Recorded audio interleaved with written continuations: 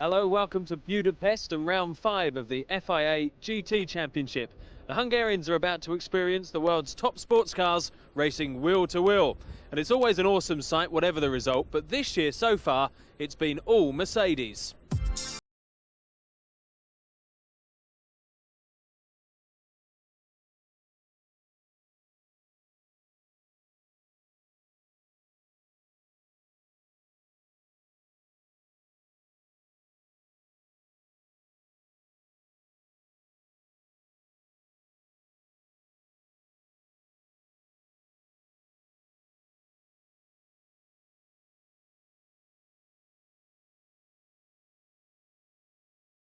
He finished second last time out at Dijon, and he'll be aiming to go a step higher here in Hungary. Alan, this is important for you now. Yes, it's very important. We've proved we have the speed, and now we've got to prove that we've got the performance to win a race. And I think this race could be the turning point for the championship. Back here in Hungary, no surprises on the front row. It's a Mercedes 1-2. Let's find out how they got there from Simon Taylor. Well, qualifying here yesterday would have done credit to a Formula One session. In the closing minutes, this was the very talented Alan McNish on a superbly smooth, committed lap in the new GT1 Porsche.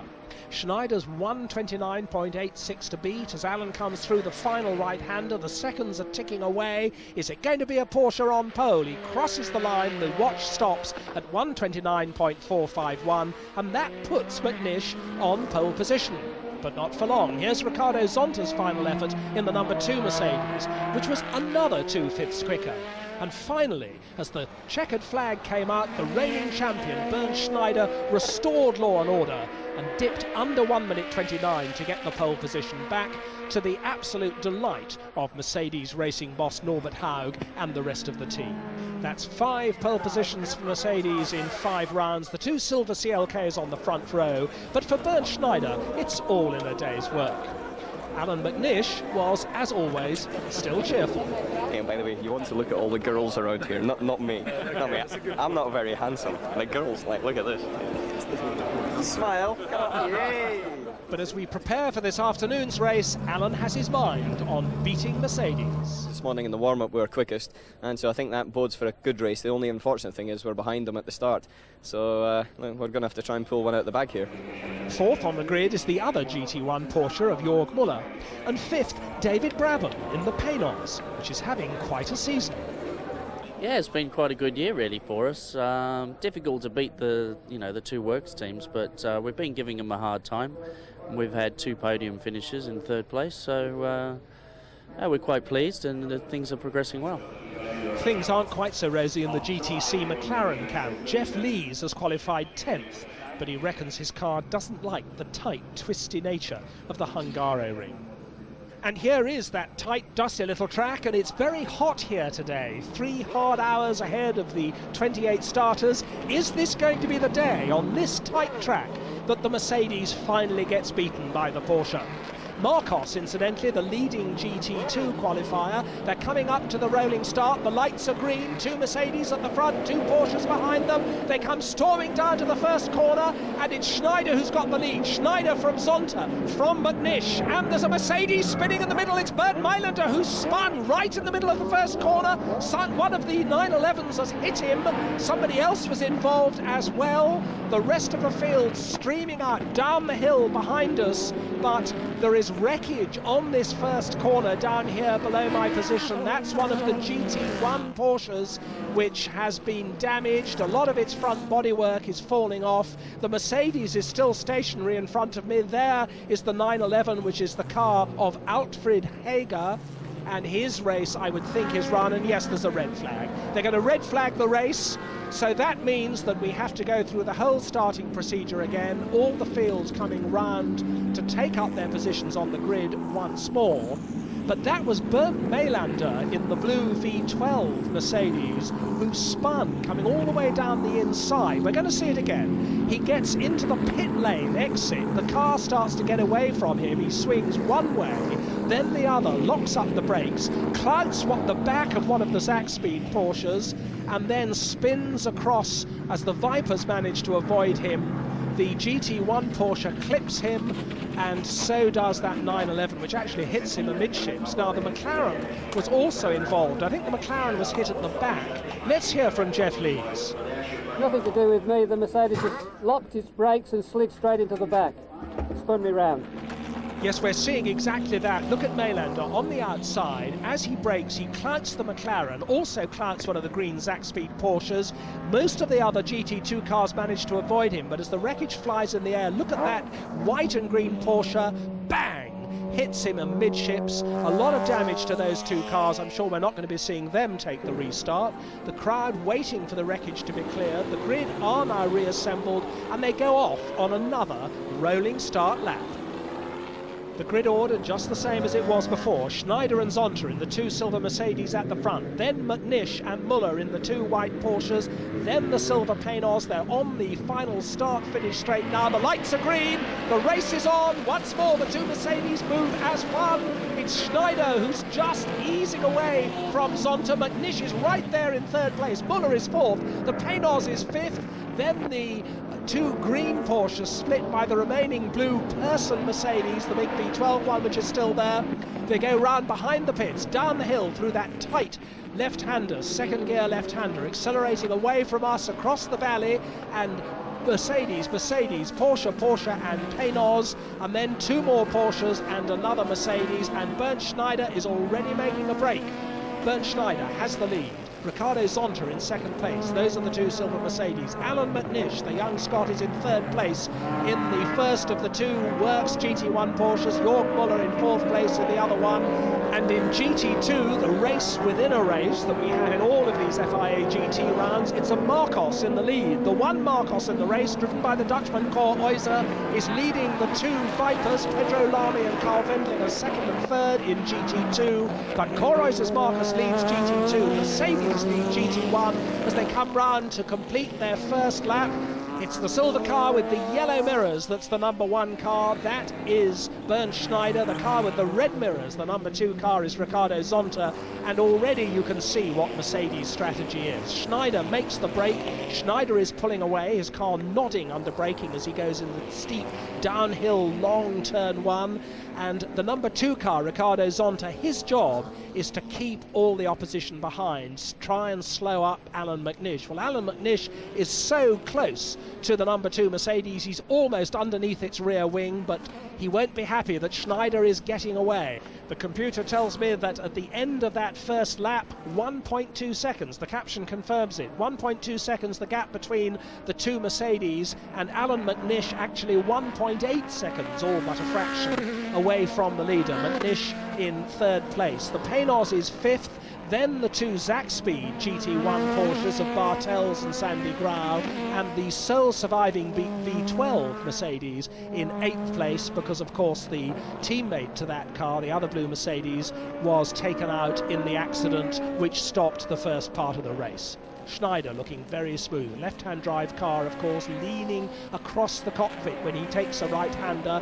There, the second-placed car doing its job of keeping the number 7 Porsche behind. They cock up over the curbs. These dramatic-looking cars, which are meant to be road cars in theory. If you build a GT1 car to keep the FIA satisfied, you have to build one example of a road-going version. There is one road-going GT1 1998 Porsche. There is one road-going V8 Mercedes CLK. It's not a car you'd like to go shopping in, but there's the Marcos. Leading GT2, the Dutch entered Marcos, Cor Oyser at the wheel, and it's ahead of the two mighty Dams entered V10 8-litre Chrysler Vipers, which are getting very close indeed. Pedro Lamy, the little Portuguese ex-Formula 1 driver, in second place in that class. The two identical white and blue Vipers breathing down the Marcos's neck. It's Carl Wendlinger, another ex-Formula 1 driver, in the third-placed car. The Marcos, a 5-litre V8 pushrod car, and then a big truck-based V10 of 8 litres in the Chryslers. A V8, but a rather more sophisticated one in the CLK Mercedes running in GT1. And so rapid has been Bernd Schneider's pace that he's already up with the little 911 GT2 cars, and the traffic could play a part here. Alan McNish there in number 7 in third place in the GT1 Porsche. still being followed by his teammate Jörg Müller and by David Brabham in the Pénos, but we've got Schneider working his way through these little GT1 Porsches now, and that's always a factor in FIA racing. The speed differential between the fastest of the GT1 cars and the slowest of the GT2s is very considerable. You can see it now with the Zonta Mercedes and the Alan McNish Porsche working their way through this little traffic jam of 911 Porsches. They look very slow, they've still got a maximum speed of knocking on 170 miles an hour, but they do provide traffic, particularly if they're having their own little battle, which those two are now, and Jörg Müller has been badly delayed, Jörg Müller being slowed by those 911s briefly. And the Marcos is in the pit lane. We've been sent a message to say that that Marcos has got a 10-second stop-go penalty, and what it says here is that it's for a minor procedural infringement on the grid. Goodness knows what that is, but sadly, Korois is in the pits, and there are the two Chryslers running nose to tail, 1 and 2 now in GT2, as Korois serves his 10 seconds, and he's going to rejoin. Well, he's having trouble getting started, I think. Now, there he goes. That looked like a little bit more than 10 seconds to me, but Korois back into the race in that mighty multicoloured Marcos, but the Chryslers have, as a result, gone back to their normal 1 and 2 at the front of GT2 as we ride in GT1 in Jörg Müller's Porsche, coming onto the start-finish straight in 4th place. We can see Alan McNish ahead. In the pits now, the GT1 Porsche of Gooselaar. That looks like a retirement. It was damaged in the first accident, that car. Oh, and off into the gravel. That is Ernst Palmberger.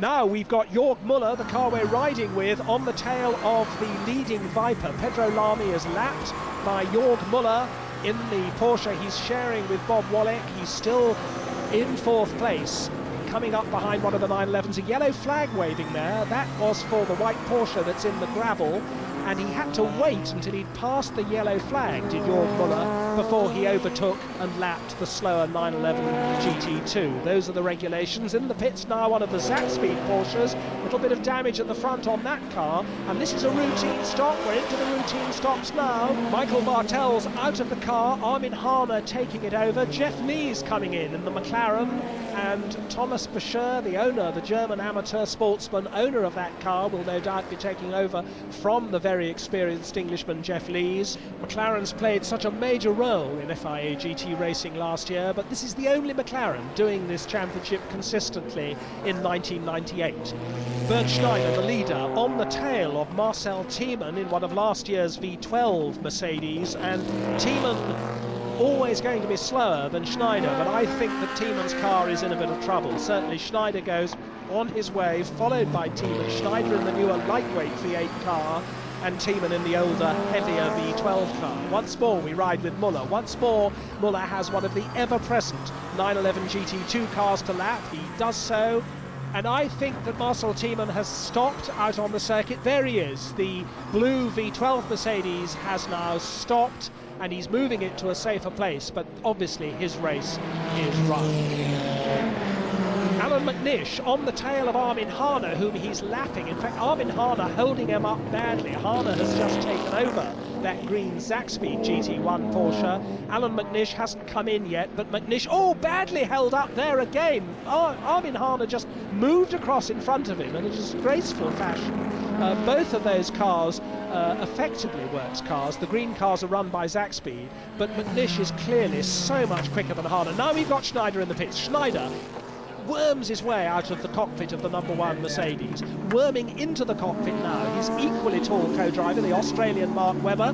Webber gets himself into that tight little cockpit, and out of the pits now comes the Porsche of Jörg Müller, driven now by Bob Wallach, as in comes Alan McNish, and Alan McNish stops, and Yannick Dalmas is ready. Dalmas helps Alan McNish out of his cockpit. McNish takes his seat with him because Yannick Dalmas is taller and sits on the seat that's underneath McNish's seat. Meanwhile, Mark Webber gets the leading car back into the race, his pit stop safely completed, and the Pénos is coming in too. They are thinking because he just said that the tires look okay. There's David Brabham waiting to take over from Frenchman Eric Bernard. Bernard coming headlights on down the pit lane in that mighty front-engined Panos, gets the car stopped, opens the cockpit. It must be very, very hot indeed in there. Out gets Eric Bernard. David Brabham clambers aboard as they refuel the car, and if they're going to change tyres, they have to do it when the refueling is finished. They're not allowed to refuel and change tyres at the same time. There's Dalmas in third place. Let's hear from McNish. It looks like it must be really hard work out there today. It's very, very hot in the car, there's no question. The outside temperature is very hot, but inside the car, the work rate is high as well as the temperature.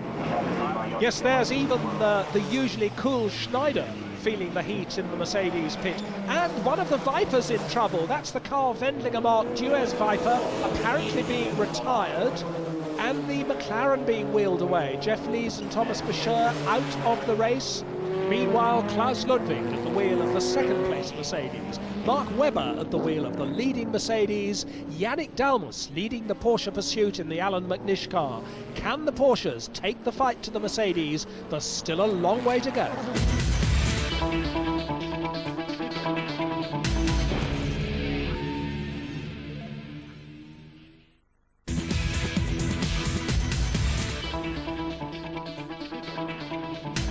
Welcome back. We've had our first round of pit stops and Mercedes are still out in front, but there's plenty of time for things to change. Let's rejoin Simon. Thanks, Dave. Yes, Mark Webber still leading in the Schneider car. Klaus Ludwig, there he is, still second in the Zonta car. And the two Works Porsches are still there in third and fourth places, with the Alan McNish and Yannick Dalmas car third. That's Thomas Bashir in the pits. His McLaren has retired. Let's hear from its driver, Jeff Lees. The car's usually very reliable. It seems like it's blown its water out for some reason. Either a hose has got old or head gasket or something's gone. Well, as expected, the heat and the nature of this twisty Hungarian track are taking their toll. That's the gap on the caption between the second-place Mercedes and the third-place Porsche. It's over half a minute now between Klaus Ludwig there in the car number 2, the one with the red mirrors, and Yannick Dalmas, who's driving Alan McNish's Porsche at the moment. Alan McNish in the pit, still waiting to take over for the final stint. But these Mercedes looking very fast, very smooth and reliable, and Ludwig in the pit lane. Ludwig coming in for what I assume will be his second routine stop. They're going to put young Ricardo Zonta back in the car as we ride once more in the second Works GT1 Porsche. Bob Wallach, the veteran French long-distance driver, at the wheel of that car now, the car that Jörg Müller started. And there's a lot of gravel on the circuit there. I think that little GT2 Porsche's just had a spin, put a lot of gravel on the road right in front of Bob Wallach, who had to dodge round both the gravel and the slowly restarting GT2 Porsche as well. But Bob Wallach knows that that's what long-distance sports car racing is all about, and Alan McNish is ready as Yannick Dalmas comes in. In goes the seat for the little Scotsman once more, followed by the little Scotsman himself. Yannick Dalmas helps him on board, and Mark Webber is doing a great job in the lead in the Schneider Mercedes, himself working his way past that same little GT2 Porsche. But Mark Webber must soon be coming to the end of his stint as well, and Bernd Schneider is ready, waiting for him. In comes Bob Wallach, so Wallach brings in the number 8 Porsche, and Jörg Müller will take that car over. They're cleaning the screen, out gets Wallach, and Müller ready to clamber aboard. And that is Mark Webber. Mark Webber out of the number 1 Mercedes. They're changing the wheels. They've already got it refueled, and they've already got Bernd Schneider on board. Schneider waiting impatiently so that they can finish the tyres, they can get the car started off, and he can get back into the race and get his lead back.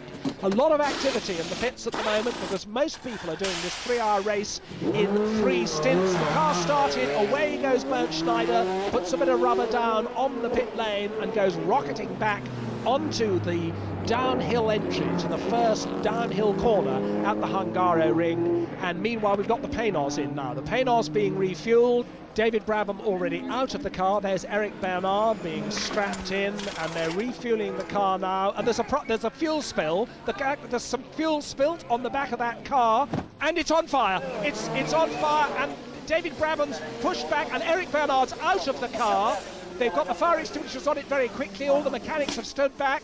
And Eric Bernard, I think, he's got some burns on his face. He's certainly uncomfortable, but they've got that far out, and it hasn't got to the fuel tank, the refueling tank behind. I think they've got it under control, but that was a very, very nasty moment indeed. Yes, the fire is now well and truly out. Eric Bernard was inside the car when it caught fire. What happened? We're going to see it again. There was fuel spilt all over the roof and the side of the car, and when it went on fire, Eric Bernard leapt from the car, rolled out of the car, but there were flames inside, and that's why his face was burned. I don't think it's too serious. Fortunately, he will have been wearing his flameproof mask under his helmet. There he is. Just a little here, you know, on the left side of the plane. I was putting Eric in the car, and all of a sudden I felt a splash on the helmet and looked up, and I could see the fuel running down like this. And I was in two minds. Do I try and get Eric out? Do I go? And when I was thinking that, it just went up, and I quickly turned around, and I had a cable wrapped around my leg. So I was trying to get out of that, but it's unfortunate really, because I think, you know, we could have got a couple of points here this weekend. Well, a great relief to see that both Eric Bernard and David Brabham, and indeed all the Paynos team and everybody else down there in the pits, completely unhurt. But that was a very, very nasty moment. Here is Bernd Schneider extending a comfortable lead. The Mercedes 1 and 2, the Porsches 3 and 4. Alan McNish still doing a grand job in third place, but the GT1 Porsche, even on this tight, narrow, twisty circuit, just doesn't seem to have quite the steam to be able to cope with these very quick V8 Mercedes. Headlights on, that's the green Zakspeed Porsche of Bartels and Harner, which has taken over the 5th place, vacated by the unfortunate Paynos. Red mirrors on the number 2 Mercedes, that's the Ludwig Zonta car with Ricardo Zonta, the young Brazilian, at the wheel at the moment. Zonta, a man who's got his eyes set on Formula One soon, and there the 49-year-old veteran Klaus Ludwig, Zonta's co-driver, watching from the pits as Zonta is doing an excellent job of maintaining this 1-2 for Mercedes at the moment.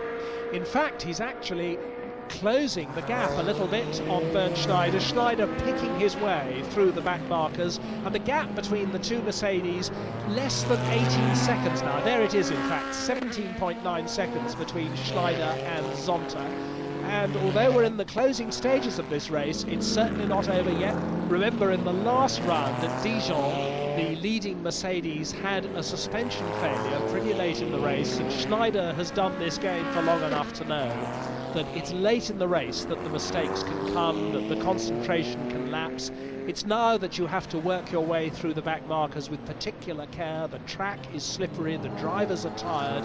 That's Klaus Ludwig watching anxiously in the pits as Ricardo Zonta holds the 2nd place.